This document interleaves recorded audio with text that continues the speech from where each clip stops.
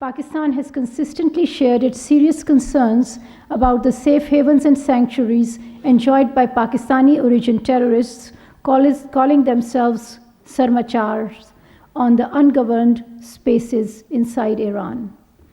Pakistan also shared multiple dossiers with concrete evidence of the presence and activities of those terrorists. However, because of lack of action on our serious concerns, these so-called Sarmachars continue to operate against Pakistan with impunity. This morning's action was taken in light of credible intelligence of it continue to operate against Pakistan with impunity.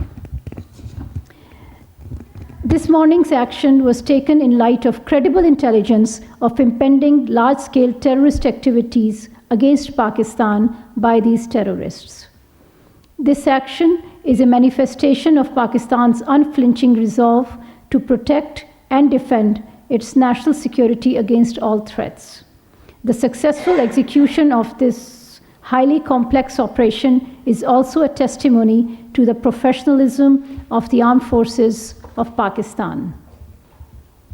Pakistan will continue to take all necessary steps to preserve the safety and security of its people, which is sacrosanct, inviolable, and sacred. Pakistan fully respects the sovereignty and territorial integrity of the Islamic Republic of Iran. The sole objective of today's act was in pursuit of Pakistan's own security and national interest, which is paramount and cannot be compromised. As a responsible member of the international community, Pakistan upholds the principles and purposes of the UN Charter, including territorial integrity and sovereignty of member states. Guided by these principles and in exercise of our legitimate rights within international law, Pakistan will never allow its sovereignty and territorial integrity to be challenged under any pretext or circumstances.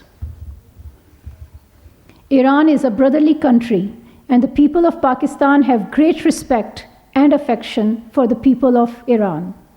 We have always emphasized dialogue and cooperation in confronting common challenges, including the menace of terrorism, and will continue to endeavor to find joint solutions. The Prime Minister of Pakistan, Anwarul Haq Kakar, who is currently in Davos to attend the 54th annual meeting of the World Economic Forum, has decided to cut short his visit in view of the ongoing developments.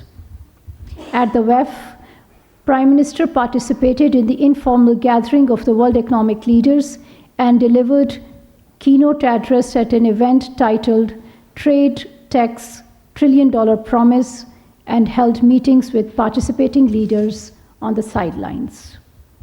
Foreign Minister Jalil Abbas Gilani is in Kampala, Uganda, to participate in the 19th Summit of the Heads of State and Government of the Non-Aligned Movement and the 3rd South Summit of the Group of 77 in China. His participation in these important summits is a reflection of the high priority Pakistan attaches to promoting cooperation among the Global South, including on issues related to sustainable development. The Foreign Minister has also cut short his visit in light of the recent developments. The 14th of January marks a painful milestone for the human conscience. It was the 100th day of Israel's war in Palestine, which has taken over 24,000 lives in Gaza, a toll that is escalating with each passing day. The staggering number includes almost 10,000 children and over 6,700 women. The indiscriminate violence by Israel has to end. Humanity must prevail. The international community should play its part in saving the people of Palestine from the barbaric acts of the occupation authorities. The month of January carries painful memories of 3 massacres committed by the Indian forces in Indian illegally occupied Jammu and Kashmir during the 1990s. Over 50 innocent people were martyred and hundreds were injured when Indian troops had opened indiscriminate fire on peaceful protesters in Gaukadal area of Srinagar on 21st of January 1990. A few days later, on the 25th of January 1990, at least 21 unarmed Kashmiris were martyred by the Indian troops in North Kashmir's Handwara town. On 27th January 1994, a day after India's Republic Day, Indian troops massacred 27 civilians in Kupwara town. We remember the martyrs of these massacres and pay rich tributes to their sacrifices. The perpetrators of these massacres should be held accountable. Pakistan will continue to extend political, diplomatic, and moral support to our Kashmiri brothers and sisters for the just and peaceful settlement of the Jammu and Kashmir dispute in accordance with the UN Security Council resolutions. I thank you. Okay, before I ask, before we start the Q&A questions, I would like to underline that given the developments that are taking place, there's a lot going on, and we won't have a lot of time for our briefing.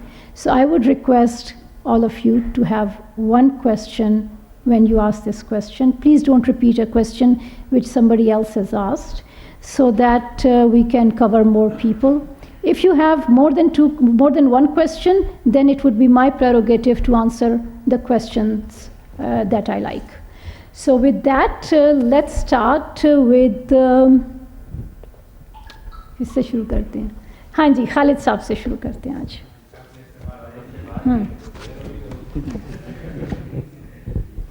Madam, दोबारा से ईरानी forces जो हैं वो तैयारी कर रही हैं और इतलात यही हैं कि उन्होंने दोबारा से मिसाइल जो हैं वो रेडी की है. अगर वो इस तरह की दोबारा ये करते हैं, हरकत करते हैं, तो क्या पाकिस्तान उसका जो फ़ौरन वही जवाब देगा जो पहले आज दिया है? I would not like to indulge in speculation. Pakistan has said that we would like to have peaceful relations with all countries in the region, including with our neighbor Iran. And we have also said that Pakistan's security and sovereignty is sacrosanct, and Pakistan remains ready and is willing to protect itself. हाँ जी, एक सवाल. Thank you, ma'am. As there was an earlier statement made by you that Pakistan carried out strikes, would you like to share details of these strikes, whether it was through regular Pakistan Air Force or through drones or missiles, and what are the details of casualties?